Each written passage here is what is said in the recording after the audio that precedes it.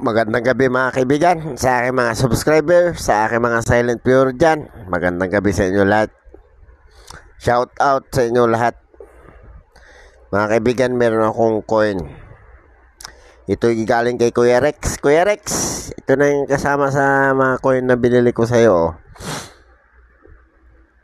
Ito mga kaibigan ay si Elpidio Quirino. Hindi ko maintindihan kung ano nangyari dito sa coins na to eh. Kung talaga bang sa pagtago lang ito. Pero hindi ito sa pagtago lang. Kasi tingnan nyo mga kaibigan oh. Ito ay Greece minting error coin. Kaso lang siguro syempre nag-circulate siya. Pangit na nung gilid niya ang daming tama nito. Kung ang coins Greece circulated masyado. Ayun ang gaspang nga nito talaga namang magaspang ito kasi Greece error to pag-usapan natin si Elpidio Quirino mga kaibigan. Elpidio Quirino, born November 16, 1890, Bigan, Philippines, died February 28, 1956, Novaliches, was political leader and the second president of the Independent Republic of the Philippines. After obtaining a law degree from the University of the Philippines near Manila in 1915, Quirino practiced law until he was elected a member of the Philippine House of Representatives in 1919 to 1925 and a senator in 1925 to 1931. In 1934, he was a member of the Philippine Independence Mission to Washington, D.C., headed by Manuel Quezon, which secured the passage in Congress of the Tidings-McDuffie Act, setting the date of the Philippine independence as July 4, 1946. He was elected to the convention that drafted a constitution for the new Philippines Commonwealth. Subsequently, he served as Secretary of Finance and Secretary of the Interior in the Commonwealth government.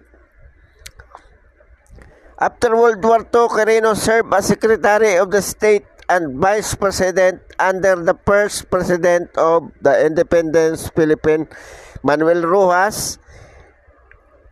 When Rojas died on April 15, 1948, Quirino succeeded to the presidency.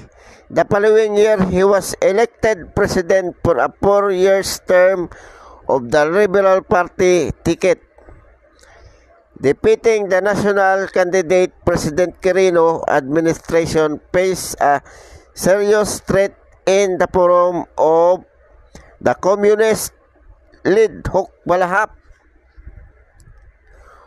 movement. Through the Hawks originally has been an anti-Japanese guerrilla army in Luzon.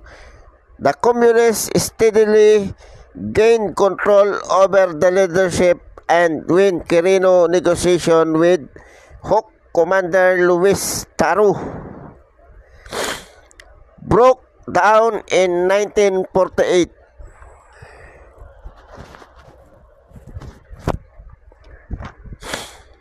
In 1948, Taruk openly declared himself a communist and called for the overthrow of the government. By 1950, the Hawk had gained control over the considerable portion of Luzon, and Quirino appointed the able Ramon Magsaysay as Secretary of National Defense. To suppress the insurrection, Quirino's 6 years as president were marked by notable post-war reconstruction general economic gains and increased economic aid from the United States. Basic social problems, however, particularly in the rural areas, remain unsolved. Quirino's administration was tainted by widespread graft and corruption.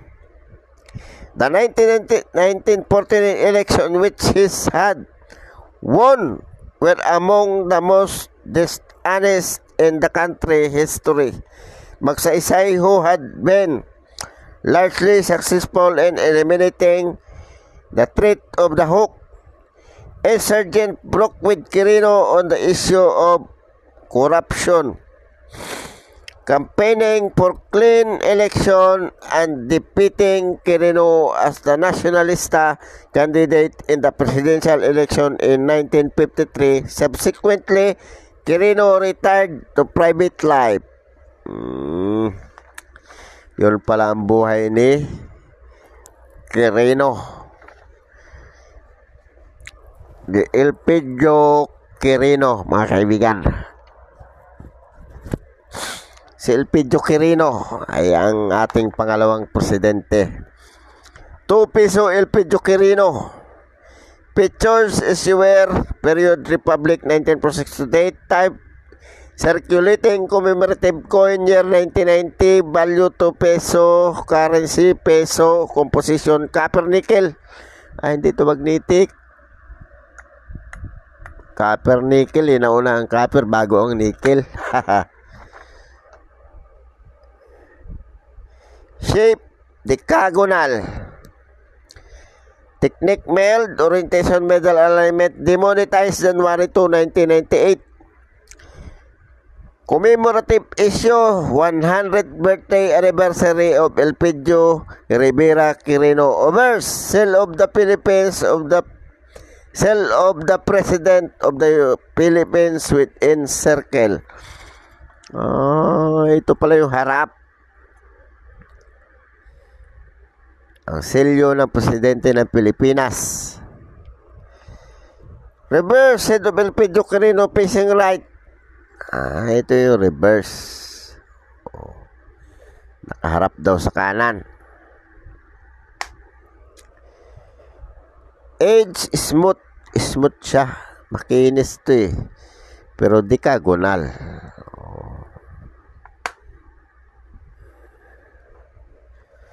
Punta na tayo sa presyo niya, mga kaibigan. Ang presyo ng commemorative coin na ito ay very good 51 hanggang fine, 93 ang very fine hanggang extra fine, hanggang almost uncirculated 120 ang uncirculated. Ito, mga kaibigan, hindi ko mapresyohan siya ng mahal kasi ganito tong coins na to. Ang itim nito kanina, nilinis ko nga lang eh. Ngayon gumanda-ganda na, kumintab-kintab na. Kasi kung hindi ko linisin, hindi natin makaklaro itong mukha nito. Nilinis ko muna. Wala lang problema sa akin, mga kaibigan. Nililinis ko yung coins pero hindi ko kinukuskus. Masisira lang ang coins pag kinuskus. Kagaya ng mga nabili ko na ibang coins, mga kaibigan. Nilinis yun ang may-ari. Kaya yung presyo ko dun sa mga coins na yon, tama-tama lang sa presyo ko kasi yung karamihan doon kinuskus eh.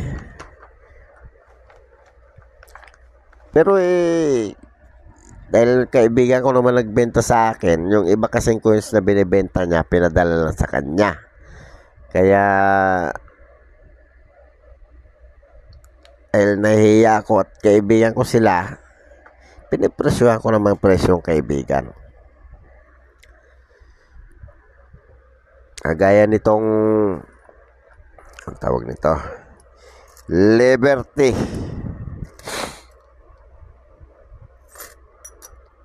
Liberty dito eh. Kagaya nito, mga kaibigan, no? Yan. Ang presyo talaga nito, Parang quarter dollar lang, 16. Pero ang prenesyo ko dito, 75. O, diba? Presyong kaibigan kahit may mga gas. Ito kahit makintab to tingnan, maraming damage to. Maraming tama yan. Coin alignment din ito kasi baliktaran din to. So mga kaibigan, baka naman pwede maglambing sa inyo ng subscribe. Pa-press ng subscribe, pa-press ng notification bell, pa-select ng all para ma-notify kayo pag ako nag-upload na video. Pa-like na rin at kung gusto nyo i-share, i-share nyo na rin. Maraming salamat mga kaibigan. Shoutout sa inyong lahat. Magandang gabi.